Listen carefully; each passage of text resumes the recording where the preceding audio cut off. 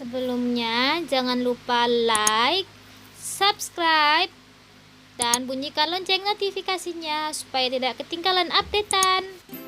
Assalamualaikum warahmatullahi wabarakatuh. Kembali lagi di channel Ibu Guru Rika. Kali ini kita akan belajar tema 5 mata pelajaran IPS tentang kerjasama dalam lingkup ASEAN. Adapun tujuan pembelajarannya yaitu menjelaskan peran Indonesia dalam kerjasama di bidang ekonomi, politik, sosial, dan budaya, teknologi, serta pendidikan dalam lingkup ASEAN. Perhatikan gambar ini. Gambar apakah ini? Ya, betul, gambar acara SEA Games ke-26 di mana Indonesia menjadi tuan rumahnya. Acara tersebut diadakan pada tahun 2011. Saat terselenggara acara tersebut, Indonesia meraih banyak keuntungan di bidang ekonomi. UMKM atau usaha mikro kecil dan menengah Indonesia berkembang pesat. Banyak pesanan dan pembelian produk hasil UMKM oleh para turis. Hal tersebut dapat meningkatkan perekonomian warga sekitar dan negara. Acara Asian Games yang baru saja diselenggarakan di Indonesia juga berdampak banyak bagi Indonesia. Kedatangan para turis ke Indonesia melonjak secara signifikan. Hal tersebut meningkatkan perekonomian di Indonesia, mulai dari pariwisata hingga perdagangan. Nah, ini adalah bendera dan logo ASEAN. Bendera ASEAN melambangkan ASEAN yang stabil, penuh perdamaian, bersatu, dan dinamis. Adapun lambang ASEAN berada di tengah bendera ASEAN, sedangkan warna bendera dan lambang ialah biru, merah, putih, dan kuning. Masing-masing mewakili warna dasar setiap bendera negara anggota ASEAN. Warna biru melambangkan perdamaian dan stabilitas, merah melambangkan semangat dan kedinamisan, putih menunjukkan kesucian, dan kuning merupakan simbol kemakmuran.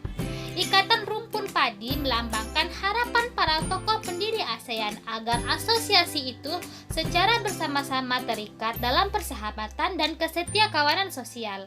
Lingkaran melambangkan kesatuan ASEAN. Salah satu usaha menjaga kestabilan ekonomi di ASEAN adalah dengan membentuk MEA atau Masyarakat Ekonomi ASEAN. Apakah yang MEA adalah sistem perdagangan bebas yang ada di wilayah ASEAN? Kegiatan ekonomi tersebut dilakukan oleh satu negara dengan negara lain dalam lingkup ASEAN. MEA juga disebut AEC atau ASEAN Economic Community. Dengan adanya MEA, negara-negara di ASEAN diharap dapat menumbuhkan taraf ekonomi negara sehingga menjadi seimbang dengan negara lain. Selain itu, menjaga perekonomian ASEAN tetap stabil walau mendapat guncangan dan perekonomian global. Semua negara bebas melakukan perdagangan dengan negara lain. Komoditas dagang juga tidak dibatasi selama barang dagang tersebut merupakan barang legal dan tidak menyalahi hukum. MEA sendiri tercetus pada KTT Bali pada bulan Oktober 2003. Pada KTT tersebut sudah direncanakan rencana jangka panjang pada aspek perkembangan ekonomi sampai tahun 2020. Agenda yang menjadi sorotan saat itu adalah menjadikan ASEAN sebagai kawasan yang stabil, makmur, dan sangat kompetitif. Dengan perkembangan ekonomi yang adil dan mengurangi kemiskinan dan kesenjangan sosial ekonomi, ASEAN Vision 2020 pada tahun 2015 MEA resmi dijalankan dengan tujuan semua negara ASEAN diharapkan dapat memiliki ekonomi yang maju, stabil, dan kuat. ASEAN bisa menjadi daerah dengan perdagangan bebas barang, jasa, investasi, tenaga kerja terampil, dan aliran modal yang lebih bebas. Bentuk kerjasama yang dapat menunjang perekonomian ASEAN antara lain: pertama, pengembangan sumber daya manusia dan peningkatan kapasitas.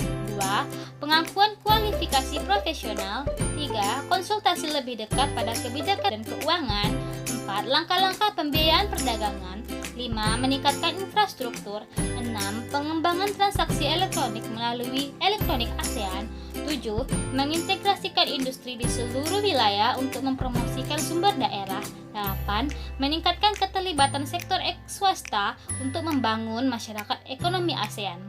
Sedangkan karakteristik utama MEA adalah sebagai berikut. Pertama, pasar dan basis produksi tunggal. Kedua, kawasan ekonomi yang kompetitif. Ketiga, wilayah pembangunan ekonomi yang merata. Dan keempat, daerah terintegrasi penuh dalam ekonomi global. Itulah pembelajaran kita pada hari ini. Sekian, terima kasih. Assalamualaikum warahmatullahi wabarakatuh.